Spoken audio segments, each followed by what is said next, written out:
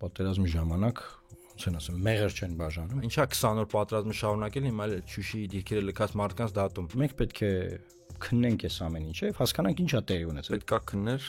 բանակցային գործընթացը եւ արդյոք այդ գժի տեղ դնելը Հայաստանի վարշապետի չի հանգեցրել ազգային կատաստրոֆայի։ Դուք չեք բացահայտել ոնց է կառավարվել պատերազմը։ Խիա պատերազմը շարունակեք։ Քննիչ հանրաժողովում այդ հարցը տրվել, հա։ Կարող չլիներ։ Չէ, այդ հարցը քննարկել է։ Մեծ խոսում է սուրբ հա։ Չի եղել սենց խորհրդան։ Սենց պախարակված, սենց խայտարակված։ Թքում են այդ հանրաժողովի վրա, այդ զեկույցի վրա։ Եվ հիմա այս ոդկասթին չի մասնաժողով, որ չպիտի մարսեն։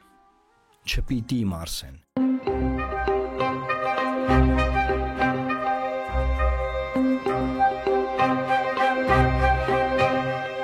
Ընկերներ ողջույն, պլատֆորմ ոդկասթը շարունակում է իր աշխատանքը։ Այսօր խոսելու ենք 44-օրյա պատերազմի հանգամանքները քննող քննիչ հանձնաժողովի մասին, ավելի ճիշտ այդ հանձնաժողովի արկածների մասին։ Գիտենք, որ այդ հանձնաժողովը սկսել էր իր աշխատանքը խորհրդարանում, մարդկանց էին հրավիրում նախկին պաշտպանության նախարար Դավիթ Տոնոյանին, վարչապետ Նիկոլ Փաշինյանին, ի վերջո զեկույցը պատրաստ էր,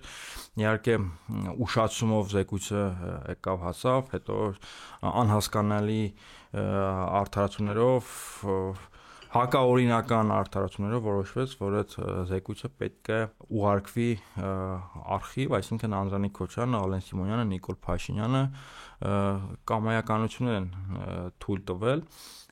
ներքաղաքական պատեհություններից ելնելով ակնհայտ է օրեր առաջ հիմնախնդրին բավականին համապարփակ կերպով անդրադարձել էր նաև Էդմոն Մարուքյանը իր YouTube-յան ալիքում եւ ուզում ասել որ պարոն Մարուքյանը այս հարցին կողքից հետևող չի, այլ անմիջական մասնակից, քանի որ 44 օրյա պատերազմից անմիջապես հետո առաջինը ինքն է լինելով ազգային ժողովի падգամավոր ընդդիմադիր խմբակցության ղեկավար ինքն է առաջարկել ստեղծել պարիտետային հանձնաժողով։ Այս Մարուքյանի, հա, մի քիչ ամփոփում անեմ, Մարուքյանի առաջարկի առանձնահատկությունը որն էր, որ այդ հանձնաժողովի աշխատանքները չպետք է միահեծան կերպով տնօրինի իշխանությունը, այլ ներգրաված լինեն բոլոր ընդդիմադիր ուժերը եւ այդ աշխատանքի վերջնարդյունքը պետք է լիներ որքան հնարավոր է օբյեկտիվ, բոլոր ատրիբուտները, բոլոր առանձնահատկությունները հաշվի առնող զեկույց, այսինքն եւ ռազմական, եւ տնտեսական, եւ քաղաքական, այսինքն բոլոր հանգամանքները պետք է ուսումնասիրվեն, բայց քանի որ ունենք ավտորիտար իշխանություն, որի միակ նպատակը իր իշխանության վերարտադրությունն է, բնականաբար իրենք հրաժարվեցին օբյեկտիվ քննությունից, իրենց միահայցան տիրապետության ներքո հանձնաժողով ստեղծեցին, բայց նույնիսկ իրենց տիրապետության տակ գտնվող հանձնաժողովի արդյունքներից գոհ չեն եւ ինչպես դուք ձեր լայվում եք ասել, հասկացան, որ այդ թեմաների քննությունը, այդ թեմաների վերակենդանացումը, հա, այսպես ասենք, որտեղ շատ բաներ մոռացվել են, հա, հիմա կարճ ժողովություն ունեն, իրենց ձեռնտու չի եւ ամբողջությամբ կամայական կերպով թքած ունենալով հանրության վրա այդ փաստաթուղթը ուղարկեցին արխիվ եւ դրան կարող են միայն ծանոթանալ այն падգամավորները, որոնք գաղտնիության թույլտվություն ունեն հատուկ ռեժիմով մարդիկ եւ իմ կողմից էլ ես մի բան ասեմ, ընդհանրապես parlamenti տիրույթում ստեղծվող հանձնաժողովները, ժամանակավոր հանձնաժողովները ժողովրդավարության մեղն են, ժողովրդավարության ողնաշարն են, եւ դա մենք տեսնում ենք նաեւ զարգացած ժողովրդավարություններում, զարգացած հասարակարգերում, այսինքն եթե ուզում եք ունենալ ժողովրդավարական հասարակարգ, այդ parlamenti համատեքստում parlamenti տիրույթում այդ աշխատանքները պարտադիր են, եւ հիմա այս իշխանությունը ամեն օր հորջորժում է, որ իրանք բանը ժողովրդավարական են, ժողովրդավարությունը սարքել են լոզունգ, բայց տեսանք թե ինչպես են վերաբերվում այդ ժողովրդավարական կարևորագույն ինստիտուտին, ժամանակ ԱԺ, ժամանակավոր հանձնաժողովին, որը ըստ էության պետք է քններ մեր պատմության եւ մեր իրականության ամենակարևոր հարցը 44-օրյա պատերազմը։ Նախ ուզում ասել, որ Կարպիսը շատ լավ ներկայացրեց պարիտետային հանձնաժողովի առաջարկի նախապատմությունը։ Ուրեմն սիրելի հայրենակիցներ, երբ որ պատերազմը նոյեմբերի 9-ի հրադադարի հայտարարությամբ դադարեց, ես առաջարկով հանդես եկա խմբակցությանից, որ մենք պետք է քննենք այս ամեն ինչը, հասկանանք ինչա տեղի ունեցել, որտեղ հիշում եք փողոցները փակ, ցույցեր, բաց աշկյարը, բաց իրար հայհոյանքներ էին տալիս մարդիկ, ատելության մթնոլորտ եւ միայն հնարավոր է դասեր քաղել քո ունեցած անցած ճանապարհից խնդիրներից, որ դու նույն սխալները չկատարես։ Քանի որ մենք արձանագրում ենք, որ դասերը չեն քաղվել, մենք մեր հայրենիքը, մեր պետությունը վտանգված է ժողովուրդ ջան։ Եվ այս իմաստով ես առաջարկում եի պարիտետային հանձնաժողով նստեցինք, նախագիծը կազմեցինք, ուղարկեցինք Սերժ Սարգսյանին որպես ՀԿ ղեկավար, Դաշնակցությանը այն ժամանակ Քոչարյանը չէր մասնակցում process-ներին, ուղարկեցինք Հանրապետություն կուսակցությանը, Բարգավաճ Հայաստան կուսակցությանը, գործող բոլոր ուժերին, բնականաբար Նիկոլ Փաշինյանին ուղարկեցինք ԿՊ-ին, եւ բոլորի պատասխանները ես ունեմ, որ բոլորը այտենց ասում էին հա լավ բան եք ասում, բայց կնայենք, բայց չէ պետք է իշխանությունը փոխվի նոր անենք, ասես տարբեր կարծիքներ, ամեն ինչ արվեց որ չստեղծվի այս հանձնաժողովը, եւ խորհրդարանի լուծարումից հետո ձևավորվեց նոր խորհրդարան։ Երբ որ նոր խորհրդարանը ձևավորվեց, իրենք եկան ասեցին դե Անդրանիկ Քոչարյանը մի հատ ապիլյան պատերազմի հանձնաժողով, տապալեց ապիլյան պատերազմը, տենց էդի սարքեցին որ սա մեղավոր էր Սերժը, իրանք են մեղավոր, դա դրա համար էր։ Եվ հետո ասեցին դուր ապիլյանը լավ ենք աշխատել, մի հատ տվեք մենք այս 44 օրան ենք քննենք։ Վերցրեցին այս 44 օրան քննելու ու իրենք իրանցով, դե խորհրդանական օպոզիցիան բոյկոտեց, սկսեցին քննել։ Պարզ է այդ քննությունը գնաց այն ճանապարհով, որ բոլորը մեղավոր են, բացի Նիկոլ Փաշինյանից եւ նրա կառավարումից։ Բոլորը մեղավոր են բոլորը։ Եվ այդ քննությունը արդեն իսկ կասկածելի, սուբյեկտիվ բան էր, բայց ինչի է այստեղ կարևոր Անդրանիկ Քոչարյանի ֆիգուրը, որովհետեւ ինքը իր կարիերան կառուցել է մի քանի փաստաթղթերի վրա։ Առաջի փաստաթուղթը, որի վրա նա փորձել է վեր բարձրանալ, Եթե չեմ ասում փոխնախարար ա եղել Վազգեն Սարգսյանին, եւ որ Վազգեն Սարգսյանին սպանում են հոկտեմբերի 27-ի ահաբեկչական ակտի ժամանակ, նա այս փոքր գրություն է հրապարակված է։ Ներկայացնում է Քոչարյան Ռոբերտին նախագահ։ Ապագա կառավարության կազմը ներկայացնում, որ դե լավ մեր աղբորը մեր ընկերոջը սպանել են, ով է սպանել։ Իշխանությունը մերն է։ Հա։ Իշխանությունը մերն է, տվեք մեզ։ Այսինքն այդ արունի վրա բան իրան կարակցին ասում են տվեք մեզ։ Սկսում են քննարկումներ, բան, դրա խայտարակություն է այդ բային, բայց լավ։ Դե իշխանությունը չեն տալիս իրանց բնականաբար։ Մինչև այսօր կազմակերպիչները հոկտեմբերի 27-ի հայտնի չեն։ Ուչաստկովի գործադե այտենց մի քանի խելագարներ են ասում մտես սպանեցին, բան։ Խելագարներ չէ, ռոմանտիկներ, խելագարներ, բան, վերջը։ Հա։ Եւ Անդրանիկ Քոչարյանը այդտեղ բան անում։ Դառնում է կամ կար Ռուբեն Հարապետյանի ինգերը ու Նեմեզ Ռուբոյի երաշխավորության եւ հովանորության տակ ապրում են, ինչ-որ մի պերիոդ։ Հետո որպես կանսելիերի։ Հա, հետո սկսվում է մարտի 1-ի դեպքեր, բան։ Մարտի 1-ի դեպքից 10 մարդագիտեք զոհվել, սպանվել, այնտեղ։ Եվ մարտի 1-ի դեպքերի փաստավակ խումբ է ստեղծում Ռոբերտ Քոչարյանը։ Ասում Ռոբերտ Սարգսյանը։ Դե փաստավակ խումբը ինչ պետք աներ, պետք է աշխատեր նենց, որ པարզեր, բայց Անդրանիկ Քոչարյանը եղել է մի մարդ, որ Ռոբերտ Քոչարյանը ցուցակը ներկայացրել եւ այդ ցուցակը չի բավարարվել։ Այդ փաստավակ խումբը սկսում աշխատել մի տրամաբանությամբ, որ Մարտի 1-ի ամբողջ մեղքը բնականաբար պետք է գրվի Ռոբերտ Քոչարյանի վրա, տենց էլ գրվել է։ Բայց այդ փաստավակ խումբը ունենում է մի հատ գաղտնի 0038 հրաման, որ գաղտնի հրամանը ոնց հապանեից դուրս գալի։ Հասնեմ Անդրանիկ Քոչարյանի ձեռը, դա բնականաբար Սերժ Սարգսյանը գիտի, ոնց են տվել իրանք Անդրանիկ Քոչարյանին գնացինք առաջ։ Այս գաղտնի հրամանը թափահարելով Անդրանիկ Քոչարյանը ապրում է մինչև 18 թվականը։ Դանով սաղ իր հարցերը լուծում, ասես թափա տալի անընդհատ։ Վերջում սա բերում է մտցնում իմ քայլը դաշինքի թղթերի մեջ ու կապիտալիզացնում դառնում Պաշտպանության հանձնաժողովի նախագահ։ Հիմի Անդրանիկ Քոչարյանը ուզում էր, որ update անի, թարմացնի իր այս քննիչ հանձնաժողովով, թարմացնի իր կարիերան, նոր բուստ անի, բարձրացնի ավելի, ուրիշ բառեր չօգտագործենք, հայերեն խոսենք։ Եվ ուզում եմ էլ այս զեկույցս այս թափարի շանտաժանի Նիկոլին, բան որ ինքը լինի իմ քայլը, այս արդեն ԿՊ-ի մեջ Նիկոլ անկել ասում են նա մի րոպե։ Նախ մեզ զերունտու չի մի ես քննարկում, հա, որտեղ զեկույցը դրիվ գրված անեն որ Նիկոլը մեղավոր չի, ինքը ոչ մի մեն մեղավոր չի, իր սրտով, բայց ասում են մեկը քննարկվի, բան զալա չկա, բայց це կարող հանգամանք կա։ Անդրանիկ Քոչարյանը սասարքելու իր բենեֆիսը, փորձելու ասանով մեծ շանտաժանել, մեզ ծախել, որ նորից իրան դարձնենք падգամավոր, նորից հանրաժողովի նախագահ։ Բայց քանի որ իրանք արդեն որոշել են, որ ինքը պետքա բան արվի, դուրս գրվի, սպիսատ արվի։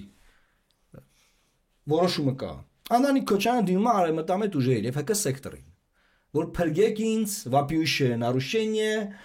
sense բաներ, բայց հրապարակային ասեն ինչ է արել Քոչարյանը, ասում է զուտ իրավական հարց է, այնտեղ ժամկետները Ալեն Սիմոնյանը մի կերպ է մեկնաբանում, մենք մի կերպ ենք մեկնաբանում եւ այդ դրա պատճառով sense խնդիրներ է առաջացել, բայց սա ԽԿՆ-ին է դիմել, ես իմացեք ժողովուրդ ջան, սա իմ լայվում չեմ ասել եւ այսպես կոչված Եվրոպամետ իշխանության 5-րդ շարասյուն ուժերին, բուֆեր ուժերին ադիմեն, նրանք այնտեղ ստատուսներ են գնում։ Չի կարող այսպես այս զեկույցը, ասես բաներ են գնում։ Զեկույցը, բան sense, հա։ Ու մի այսա Կարբիսը մենք առաջարկ ունենք Կարբիսի հետ Անդրանիկ Քոչարյանին, էլի։ Արևմտամետ ուժերին կարող ասեք իշխանության արևմտամետ appendix, attachment-ը։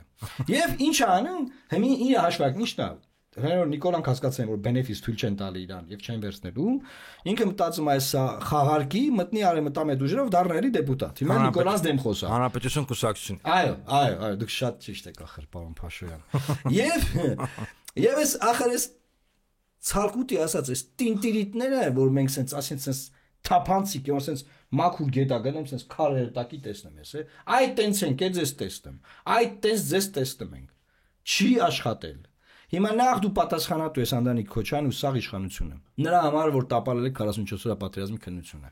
Դուք չեք բացահայտել ոնց է մերժվել խաղաղության պլանը, խիա մերժվել։ Դուք չեք բացահայտել ոնց է կառավարվել պատերազմը։ Դուք ոչ մի բան չեք, դուք չեք բացահայտել թե քանի անգամ հրադադարի առաջարկ արվել պատերազմի ժամանակ ու ոնց են դրանք մերժվել։ Ինչու են։ Դուք ոչ մի բան չեք բացահայտել։ Դուք ուղղակի դատում եք հիմա տարբեր գնդապետների, լեյտենանտների, ավագ լեյտենանտների գեներալ կա դատվող, որ տենց այդ մեղքը ձերևից մաքրեք բրծնեք, բայց դուք մեղավորներից մեկն եք, որովհետև պատերազմի ժամանակ Պաշտպանության հանձնաժողովի նախագահ է եղել։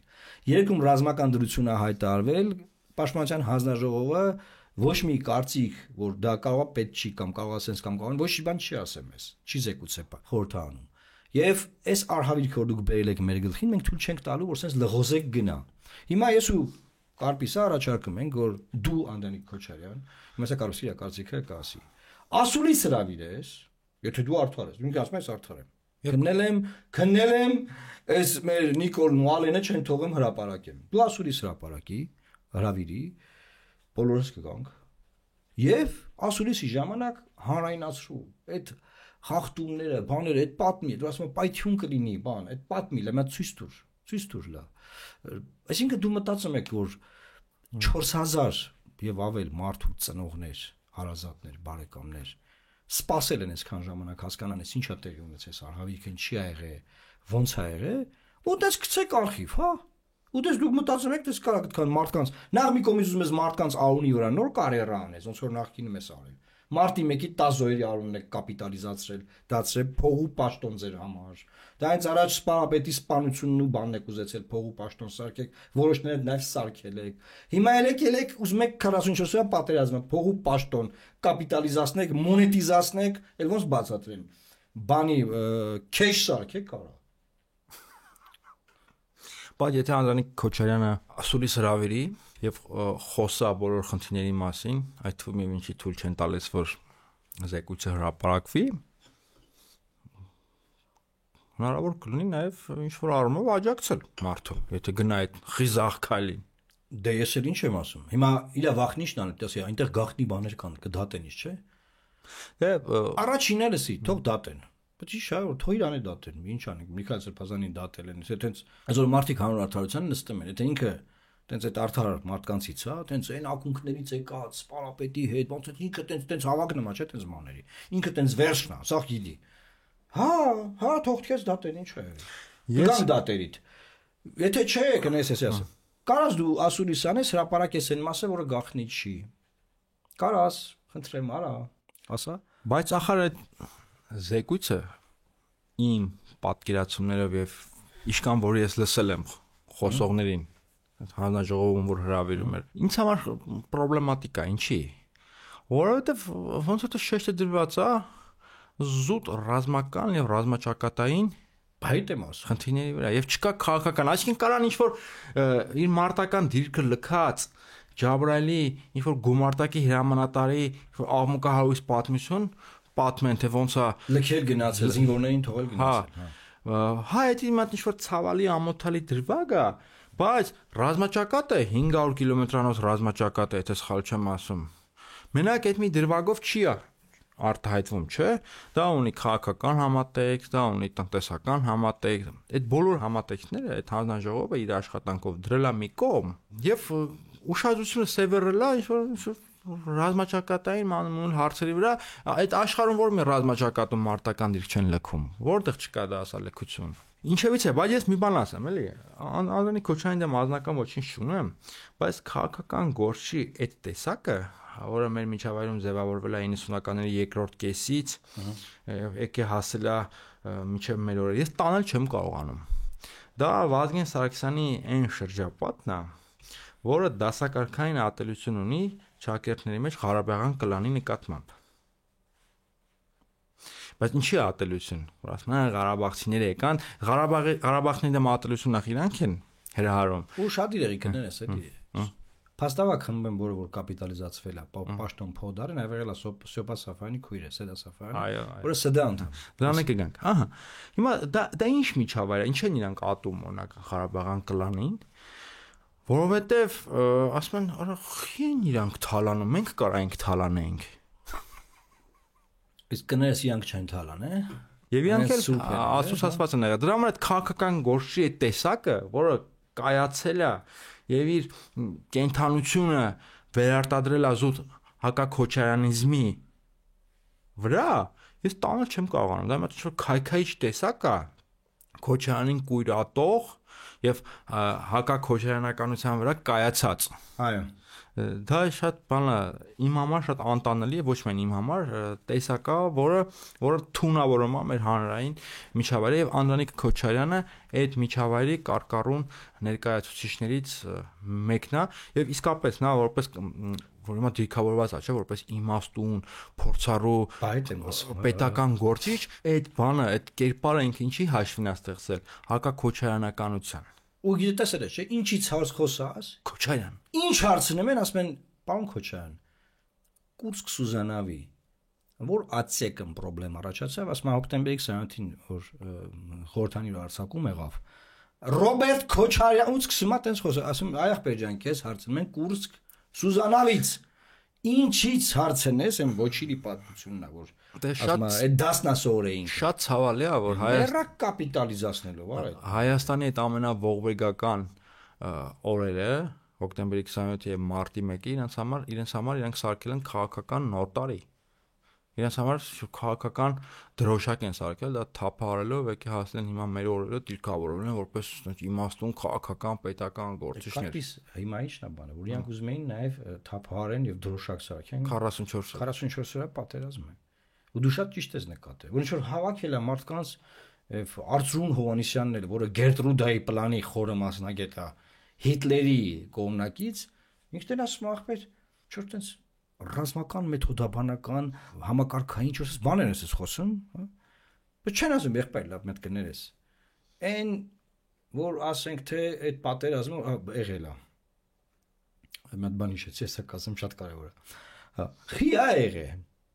Խի է եղել։ Կարող չլներ, չէ՞, այդ հարցը քննարկել եք։ Խի է եղել պատերազմ։ Հասկացանք որ եղել է պատերազմ ու դե տենց գնաց այդ կառավարումը տես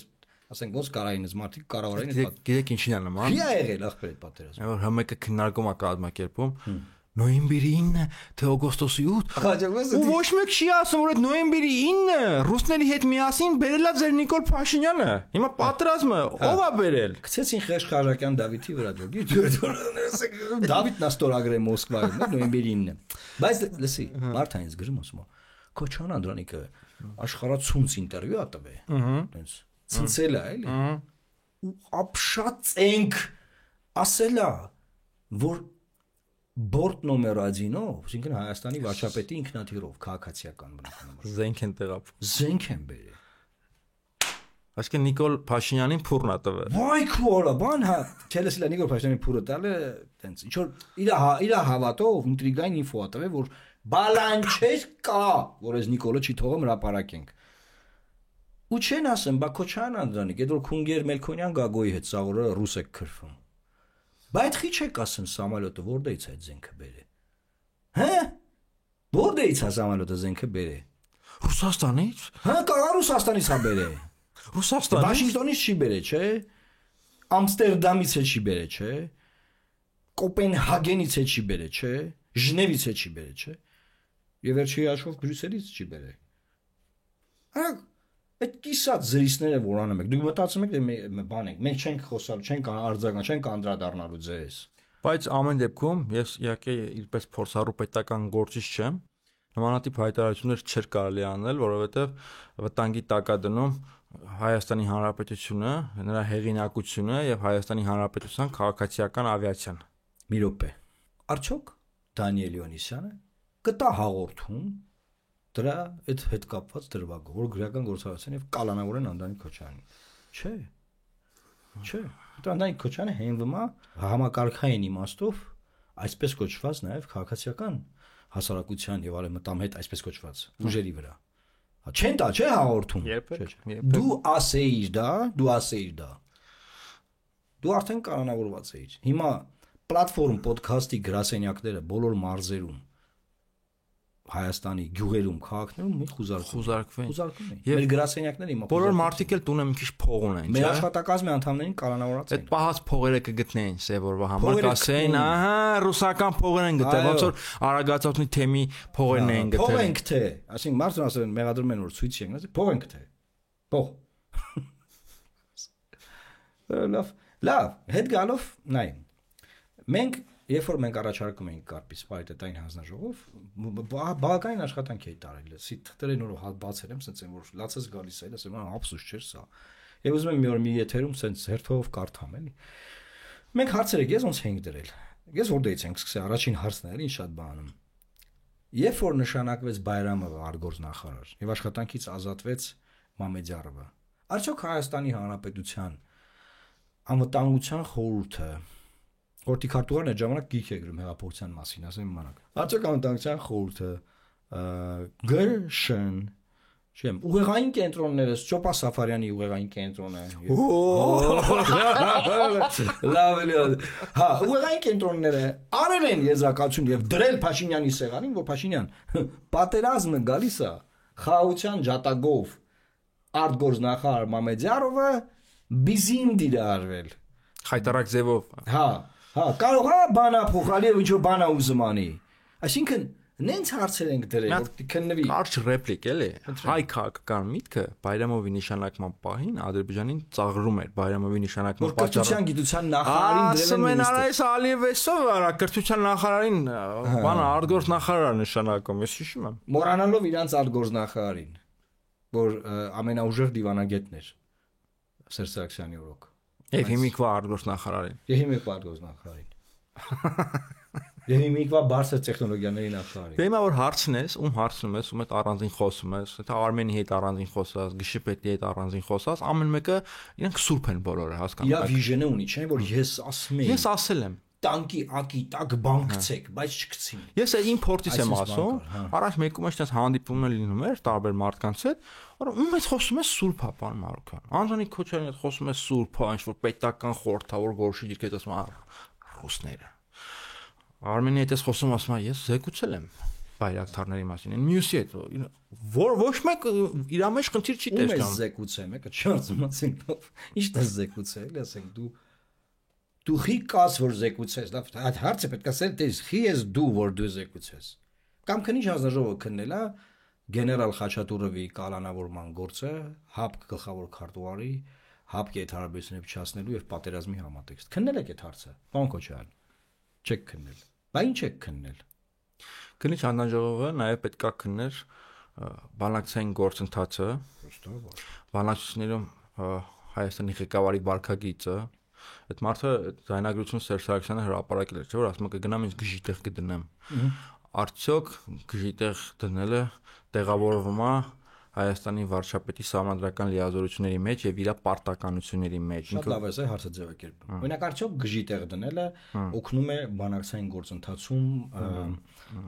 Լեռնային Ղարաբաղի հակամարտությունը լուծել։ Եվ արդյոք այդ գժիտեղ դնելը Հայաստանի վարչապետի չի հանգեցրել ազգային կատաստրոֆայի։ Իսկ քնի հանձնաժողովը քննել այն հարցը, որ Վահան Կոստանյանը ամերիկյան պատվիրակությունը տարել էր Շուշի Սուրբ Ղազաչեցոնց վանքի առաջ նկարվել էին հանձնելուց առաջ եւ նկարել դրել հանձնելուց առաջ բերել ենք ցույց տանք։ կատակել էր Վահան Կոստանյանը։ Բայց ենթագիտակցություն կա չի մտածել հանձնում են։ Վահան Կոստանյանը գիտեք, չէ՞, որ իմ ընկերն է։ Ես էլ եմ ջերմ հարաբերություններ։ Բայց ես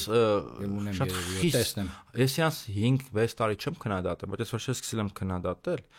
քան գերոջդ քննադատել։ Հիմա ասեմ ինչի։ Հա, եթե լիներ դասական քաղաքական սիտուացիա, պարոն Մարոկյան, ես երբեք ձեն չէի հանի։ Բայց երկիրը իմ Հայաստանի Հանրապետությունը կործանում են։ Ուրա Ղարաբաղը, ինչ ընկեր, թքած տենց սաղ ընկերների վրա, եթե Ղարաբաղը չկա, պարոն Մարոկյան։ Եթե դուք լինեիք, ձեզնից է հրաժարվեի հրապարակային քննադատեի։ Ուրա Ղարաբաղը։ Հարց չկա, իսկ իրան գրել ես օրինակ այդ հայրենիքին մատուցած ծառայությունների համար առաջին աստիճանի շքան։ Չեմ գրել, ուղղակի ինչ է ստատուս էի գրել, որ ինձ չբարվեք։ Այ վանջան, որ ինչ է ստացել, այ ախպեր։ Հետ չքանշանն ինչի մարես վերցրել։ Ընկեր վերջը։ Տար հետ դուր։ Լուրջ եմ ասում, տար հետ դուր։ Հետո չես հասցնելու հետ տաս։ Ես ցիցամ, լուրջ եմ ասում։ Ինչ է քննել այդ հանձնաժողովը եւ ինչ պետքա քննել։ Իսկ Քոչարյան Անդրանիկ Օզանյան ոնց որ կար, չէ՞։ Անդրանիկ Օզանյան մեդալով ապարքյատրվել է, որ ինքը տենց սաղ քննում է բան։ Բայց ի՞նչն է պատճառը։ Այնտեղ ալեն ասում, հասկանում եք, ես տարբեր իրավաբանների հետ եմ զրուցել։ Ժամկետները խախտվել են։ Եվ օրենքը, ուշադիր, օրենքը թույլ չի տալիս, որ մենք դա քննենք։ Հիմա լսեք ժողովուրդ։ Այս խորհրդանը Հայաստանի պատմության մեջ ամենախայտարակ խորհրդանն է։ Չի եղել sense խորհրդան, sense պախարակված, sense խայտարակված։ Հիմա կասեք, բա եմախ դուք ընդեղ էիք, եմախ պախարակված չէր, չէ ժողովուրդ։ Հիմա ասեմ բացատրեմ խի։ Ուրեմն սահմանադրությամբ եւ արժե կանոնակարգ սահմանադրական օրենքով ազգային ժողովի ընդդիմադիր ուժերին տրված են քվոտաներ։ Կա ԱԺ փոխոսնակ ընդդիմադիր պիտի լինի։ Կա հանձնաժողովի նախագահների քվոտաներ, բան։ Հիմա ԿՊ-ն բոլորին դուրս է շպրտել այդ պաշտոններից ընդդիմադիրներին եւ չկան այդ պաշտոնները, այսինքն ընդդիմությունը խորհրդանակ ու դա սահմանադրության եւ սահմանադրական օրենք արժե կանոնակարգ սահմանադրական օրենքի ոտնահարումը կոպտագույն խախտում ուրիշ խախտում չասեմ որ հարցուպատասխան ժամանակ Նիկոն ասում լա մի րոպե 10 րոպե էլ խոսամ ասում լավ պարոն շփոթ սա կարևոր է դուք խոսացեք բան տես բան չկա աշխարհում րոպե դրացավ դե անջատել միկրոֆոնը բայց լավ այդ սաղ հեչ բայց այ Քոչարյան Անդրանիկի հանձնաժողովը 4000 մարդու կյանքի վերաբերյալ երկրի բանակի կործանման հազարավոր հեկտարներով կիլոմետրներով տարածքների կորստի Հայաստանը հաշմանդամ երկիր սարքելու վերաբերյալ զեկույցի այստեղ էս բանը այնտեղ ժամկետները այնտեղ բանը ուշացվել է չենք կարա դա դնենք քննարկման էլի սա ինչ ասում փարիսեցություն են ասում ինչ են ասում սա ոնց ինչ բառապաշար քաղաքական անբարոյականություն է դա անբարոյականություն մի բան ասեմ եթե առաջնորդվում ենք քաղաքական են կանխավարկածով որ Նիկոլիցի դու կյանք կա ապա պարլամենտում տեղի ունեցող այս զարգացումները Հայաստանի ապագայի համար շատ բացասական հետևանքներ են թողնելու եթե նայում ենք տարբեր ժողովրդավարական երկրներին եւ մենակ մեր մոտ չէ տարբեր տեղերում ԱՄՆ-ում, Մեծ Բրիտանիայում անհրաժեշտության դեպքում հանձնաժողովներ են ստեղծվում եւ տեսնում ենք թե այդ օրինակ նույն Միացյալ Նահանգներում այդ հանձնաժողովների արդյունավետ աշխատանքը հանգեցնում է որ պետությունը կամ կառավարությունը հետագայում ավելի զսպված լինի որովհետեւ Ամերիկայի պատմության ընթացքում տենց տարբեր սկանդալներ կան այո զինվորների զոհվելու անիմաստ զոհերի հետ կապված եւ հենց այդ կոնգրեսի կազմում է ձևավորված հանձնաժողովի եթե այդպես է կոչվում լավ չեմ հիշում հենց աշխատանքը հանգեցնել նրան որ ամեն զինվորի կյանքի վրա դողում են որովհետեւ գիտեն որ ամեն զինվորի մահը անիմաստ մահը Միացյալ Նահանգների Կոնգրեսում հանգեցնում է սկանդալի, հասարակությունում հանգեցնում է սկանդալի։ Եվ ոչ միայն սկանդալ կներես կողմից, բայց դա նաև քաղաքական հետևանք ունի։ Այո։ Եվ հիմա նախարարներ, գեներալներ կործանվում։ Պարլամենտում երբ որ թքում են այդ հանձնաժողովի վրա, այդ զեկույցի վրա, ընդհանրապես այդ ժողովրդավարական երևույթի վրա, ապագայում արդեն այնպիսի իրավիճակ են ստեղծվում, որ հաջորդ իշխանությունն էլ էլի ոնց կուզի կվարվի արդեն այդ նախադեպը կա։ Այլևս պետությունն էլ զսպված չի լինի։ Իրանք արդեն չեն վախենա ինչ որ մատ կղանք ուտելիս չեն վախենա։ Եվ այս իմաստով մենք որպես քաղաքացիական հասարակության ակտիվ անդամներ, քաղաքական ուժի ներկայացուցիչ եմ ես, նաև այսինքն տեսեք Ժորժ ջան, բերել ենք լավ գաղափար, ստեղծել պարիտետային հանձնաժողով։ Ինչու պարիտետային կարպիս արդեն ասես, բայց էլի որ մարդկանց պարզ լինի, որ ուժերը լինեն տարբեր, իրար հակակշռեն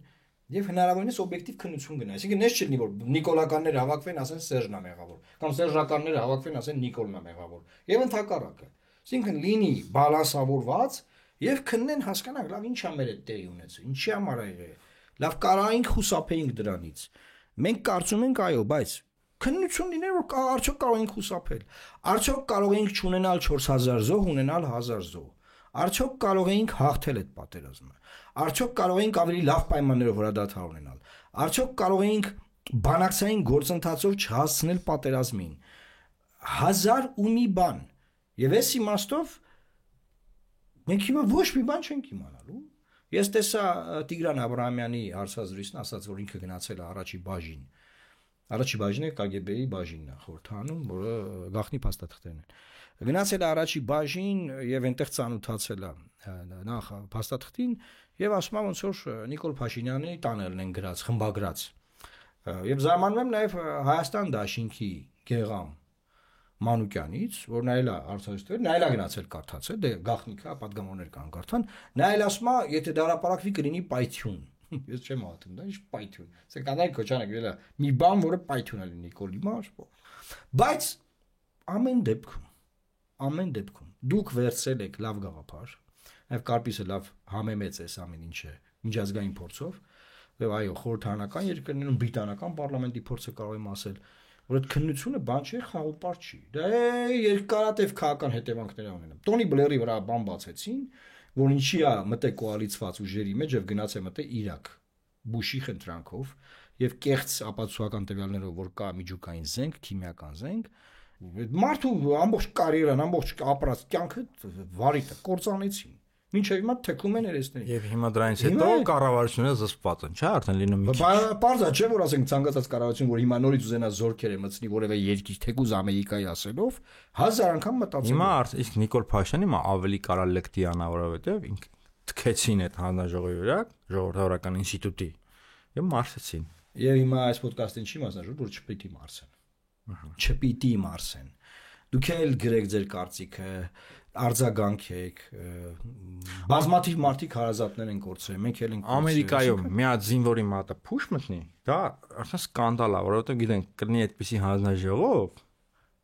եւ այդ հանձնաժողովը ճակերտների տերորիկ է ենթարկել, այդ խի ա եղել, որովհետև կա այդ փորձառությունը, հիմա մեր այդ փորձառությունը սպանեցին, եւ ես հիշում հայտարարություններ, նաեւ այդ ապրիլյան պատերազմը քննող հանձնաժողովը, ես շատ եմ քննադատել այդ ժամանակ, իրենք ինչ էին անում, այն ժամանակ մտածում պսևդո հաղթանակ չէ, կերտեցին, շատ կեղծ հաղթանակ տավուշում, ասում են բանը, նաև քաղաքացիական հասարակության մասնակցությամբ, ասում են, «Ենի Սերժի պարտությունն է ապրիլյանը»։ Իսկ Տավուշյանը մեր հաղթանակը, Դանիել Յոնիսյանն էլ գրում էր, ասում են Նիկոլն է հաղթել, որտեղ ինքն էր կառավարը մարտը։ Ասում մարդը ինքնակառավարը շտաբից։ Այո, Արմեն Գրիգորյանը հայտարարությամբ հանդես եկավ, որ ամեն ինչ կառավարվում է։ Բայց այս 44-ան ինքը չի ասում, ես չեմ կառավարել։ 44-ան մասնագետներին եմ տվել, իրանք այդ Տավուշյանի ժամանակ գլխավոր հրամանատարը ինքն էր, իսկ այս դեպքում ինքը ուղղակի մոդերատոր էր եւ քաղաքասարակության ներկայացուցիչները նաեւ ասում են, տեսեք, Սերժ Սարգսյանը հող հանձնող է, քան որ Թալիշում այն ժամանակ Թալիշ եւ Ջաբրայելի կողմերը որոշակի 400 ինչ-որ հեկտար է բանը հանձնելիս Նիկոլ Փաշինյանը հող գրավող է, որտեղ մի դիրք է զբաղեցրել, դատարկ մի հատ դիրք, ու այս տրամադրություններով, այս թունավոր տրամադրություններով այդ հանձնաժողովն է դրանով էր զբաղվում, մեր պատերազմը, ձեր պատերազմը, մեր զոհերը, ձեր զոհերը, մեր հերոսը, ձեր հերոսը, այնտեղ ինչ-որ չեմ ուզում թերագնահատել, մի կապիտան Սանամյանին էլ ախար ազգային հերոս տվեցին, այդ մարդու կյանքը միգուցե փչացրեցին։ Մայտարկիրա ինչ անում։ Որովհետև հիմա տենց բանի համար տալիս ես պետության բարձրագույն պարգև, հետո այդ պարգևի այդ մարդը, այդ պարգևի, այդ առաքելության հետ միասին մարդը ոնց պետք է շարունակի իր կյանքը։ Ես այդ ժամանակ մա հոդված գրեցի, որ Նիկոլ Փաշինյանը իրականում ինքն էր ազգային հերոսի կոչում տալիս, ոչ թե Սանամյանին։ Սանամյանը ուղղակի իրենց հերոսն է։ Որտեղ ամոթ ա եղել ինքը իրան տա։ Ու դա թունավոր պայմաններում մենք գնացինք 44-օրյա պատերազմի ու պարզել որ արդյունքն է տենց պետք է լինի, որտեղ երկրում այդ մթնոլորտը, այդ մթնոլորտն էր։ Կարպիս, որ օրինակ համեմատում ենք 44-օրյայի ու ապրիլյանի, ես մի բան եմ հիշում, որ գեներալ Մանվել Գրիգորյանը ասում էր, որ հաջորդ պատերազմը լինելու է այդ կորցրած տարածքներից եւ չի կարելի թողնել դրանք մնան։ Եվ հետո այս խոսույթը է կարպից, որ ում զինվորներով գնանք դա ազատագրենք։ Այս իշխանության խոսույթը չի, սա եկել է Սերժ Սարգսյանի ժամանակներից։ Ես հիշում եմ, որ այդ ժամանակ ցեցին ասել ռոպագանդան իշխանական, որոնք ովքեր որ ասում են 800 հեկտարա, 400 հեկտարա պետքա այդ դիրքերը հետ վերցնել, այլապես այդտեղից կլինի հաջորդ պատերազմը, բա իրանք պատրաստ են գնան մեռնեն, իրանք են ու հիմա որս իշխանությունը նույն բառամթերքն օգտագործում է, իրանք քննադատում են։ Հա դուք եք հիմնադրել այդ տեքստերը։ Դա զզվելի բան է, շատ։ Դա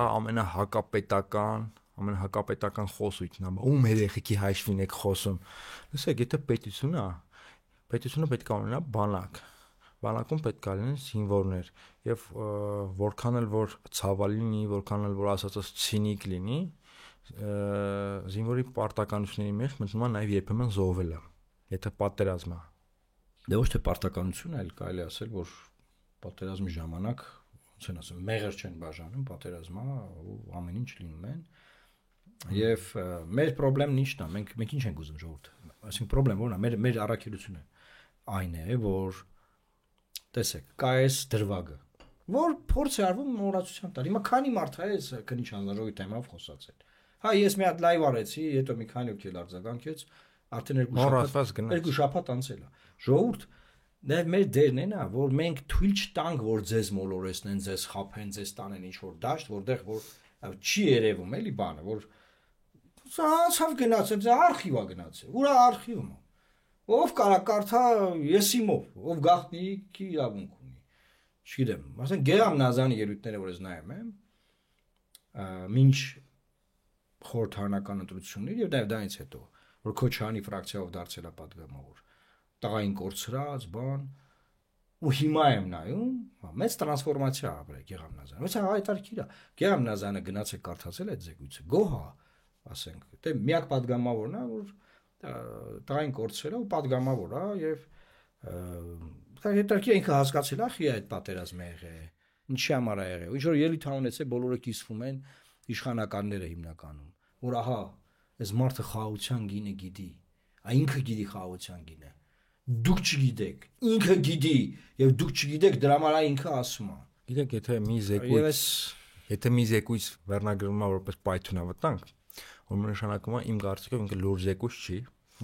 գիտեք ինչի որտեղ մասնագիտական չի ուրեմն չի կարող Անդրանիկ Քոչարյանը լուրջ որևէ եթե ինչ-որ մեկի համար դա պայթյունավտանգ է թվացը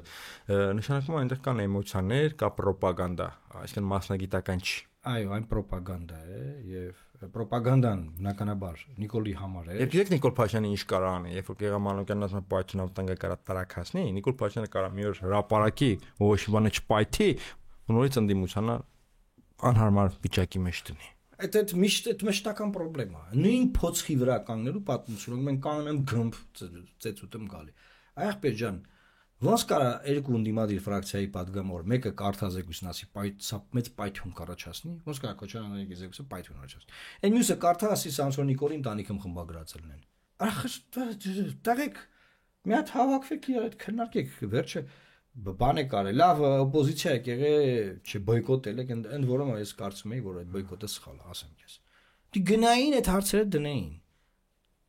Նիկոլը եկել էր հանձնաժողով զեկուցում էր, դե թող գնային հարցեր տային։ Այս ասուրիստները գոռում, ճվում, բան կատու են ճղատում։ Գնայիք ախպեր, դե դեպը կանեիք, ասեիք։ Դա չի ստացվում էլի իշխանություն ընդդիմությունը հարցը պատասխանը չի ստացվում ոչ մի ձև։ Դա ինչ որ մատ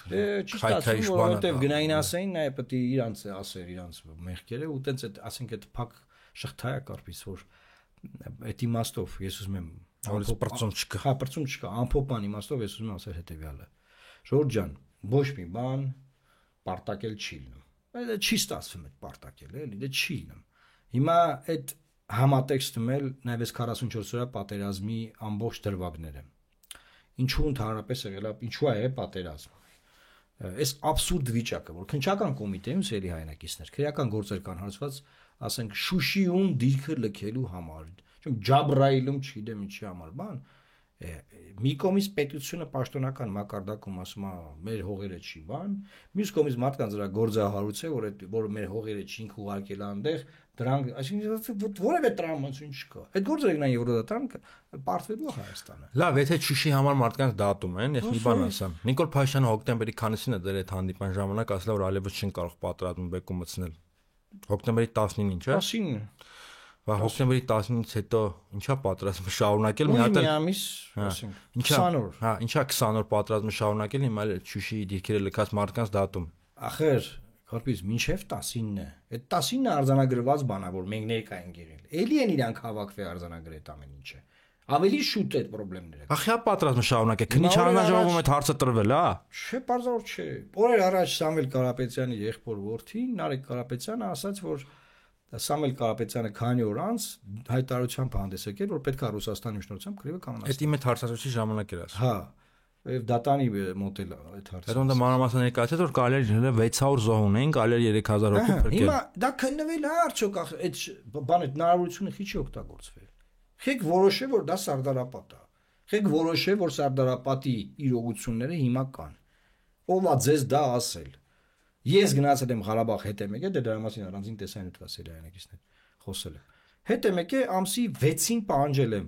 վարչապետի հետ հանդիպում շտաբ, հրատապ, ազգային ժողովի խորհրդի նիստ փակ, որտեղ պետք է ասեինք, որ գնա բանը։ Ես եմ հաստատել 12-ին։ Լավ, հոկտեմբերի 12-ին, 10-ին օր դու ասես քեմ ասեմ,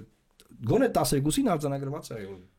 Լավ, եղբայր, ես եմ հարց տալիս քնից հանձնաժողովին։ Ռացիոնալ պլան չունեմ։ Բա ռացիոնալ պլան չունես, այս ժողովին ես առաջնորդը։ Ես եմ հարց տալիս քնից հանձնաժողովին։ Ինչ եք հասկանում Սարդարապատ ասելով։ Ինչ հանձնաժողովի խոսքը չի, դա Նիկոլ Փաշինյանն է ասում։ Հա, ինչ հասկանում ինքը Սարդարապատ ասում։ Նա ասել է, ինձ իմ առաջը ես այդտեղ եմ եղել, ինձ ասում էր բանը։ Ասում եմ Սարդարապատը որն ասում է, դեն ժամանակ ռեսուրսներ չկա, ժողովրդի ռեսուրսները համախմբես գնաց արդյունք տեղ։ Տենց չի։ Դե պատմության չիմացության գժություն չի, ես հիմա պատմության չիմացության սխալ իմացության խնդրեմ։ Ես հիմա դա ասեմ ու վերջացնենք։ Սարդարապատը գժության, իրացիոնալ էմոցիոնալի հետևանք չի։ Սարդարապատը պրոֆեսիոնալ մարդկանց աշխատանքի շնորհիվ է, պրոֆեսիոնալ նախկին ռուսական կայսրության ցարական բանակի հայ գեներալների մարտավարական եւ ռազմավարական մտածողության հետևանքն է եւ ռուսական կայսրական բանակի զենքով։ Դանիել Յենսյանը հաղորդում է ներկայացնելու այս հայտարարության համար, որ դու այլ կերպ մեկ Մովսես Սիլիկյանը որ երկրի բանակի գեներալ է Մովսես Սիլիկյանը Դանիել Բեկ-Փիրումյանը Պողոս Բեկ-Փիրումյանը իրանք ասեն քաղաքացիական պայմանագրից էր օրինակ չգիտեմ ասենք հասկանում ես նայ այսինքն պատմության չիմացությունը Թոմաս Նազարբեկյանը պատմության չիմացությունը սիրելի հայրենակիցներ ինչ որ մի հատ գիրք է կարդացվել որ Սարդարապատը դա գժության արդյունք հա դից իրացիոնալ բան է եղել ու բայց մենք կանք դա կրկնենք 20 թվականի հոկտեմբերին մեկ է բայց չի ստացվել կրկնել։ Չէ, Սարդարապատը կոնկրետ քաղաքականության հետևանք էր, որտեղ կային նաև էմոցիաներ։ Առանց էմոցիաների չի լինում, բայց էմոցիաները պետք է հիմնվեն նաև փաստական տվյալների վրա։ Էմոցիան կաթողիկոսներ։ Կաթողիկոսը, հիմա կասեն նա դե մեր կաթողիկոսը չէր անեմ ոչի բան։ Որը միգուցե նաև մի քիչ հավիախառն ասել է, չեք կարող դեռ կաթողիկոսին պաշտպանել, կմնամ ստե կմեռնեմ։ Կֆուրա դեր։ Արա Մանուկյանի կոչը ժողովրդին։ Հարիչ ասենք թե 44 պատերազմի ժամանակ ինչ կոչեր էին։ Եզդիների մասնակցությունը պատերազմին։ Ուղղակի մեր մոտ միայն կոչեր էին, ուրիշ բան չէ։ Գիտեք որ Սարդարապատին ամենավճռական մասնակիցներից է նաև Ղարաբաղի գունդը։ Կարպի։ Սարդարապատի թեման բացվեց։ Սարդարապատը գժություն չէր։ Նիկոլ Փաշինյանը ուղղակի կիսագրագետ պատկերացումներ ունի Սարդարապատի մասին։ Ղարաբաղի գունդը ոնց կարող լինի։ Ասում ես ինչա տեղ ունեցել մեր հետ։ 100 տարի առաջ Ղարաբաղի գունդը եղել, մարդիկ էլի ասում են, սա կայսրությունը մեր վզին էր փաթաթ է, այդ թոկը մենք հակատրեցինք եւ հիմա մենք ավելի ինքնիշխան ենք, ավելի անկախ։ Լավ շեղում ենք թեմայից, Կարպիս, հիմա պետք է ուղղակի Անդրանիկ Քոչարյանին ասել, որ Չէ, էլի մտ պետք է հասկանալ Նիկոլ Փաշինյան, հանրաժողովում հարց տալ, Սարդարապատ ասելով ինչ ես հասկանում եղբայր։ Լավ չի լինելու ձեր համար։ Անկամ եթե արեմտամետ ուժերում հանգրվան եք, լավ չի լինելու։ Ես ձեզ աշխատավորում եմ։ Նստելու եք։ Հա, ես ու Կարպիսը չենք թողալու որ մարսեք։ Այսքան է 44 օրակնիչ հանձնաժողովի գործով, խնդրում եմ փոխանցեք սա այս եթերը մարդկանց թող դիտեն, որովհետև սա չի ցույց տա հանրային եթերը, ոչ մի եթերում չեք տեսնի սա, օրինակ TV5-ը կարա չէ վերցնի ցույց տա։ թող վերցնի ցույց տա, կարա ցույց տա, թող ցույց տա։ Չգիտեմ, էլի էսա մեր ռեսուրսը։ Տարածեք Ժորժ ջան, թող մարդիկ նայեն։ Եվ լավ մնացեք, Աստված պահապան Հայաստանի Հանրապետություն։ 21-րդ դարում ենք ապրում եւ YouTube-ան ալիքը կրած ունի բոլոր TV-ներին։ Նենց որ այո, պետք չի։ Այո, այն դեպքում եթե դուք միանում եք եւ շատ տարածում, լավ մնացեք։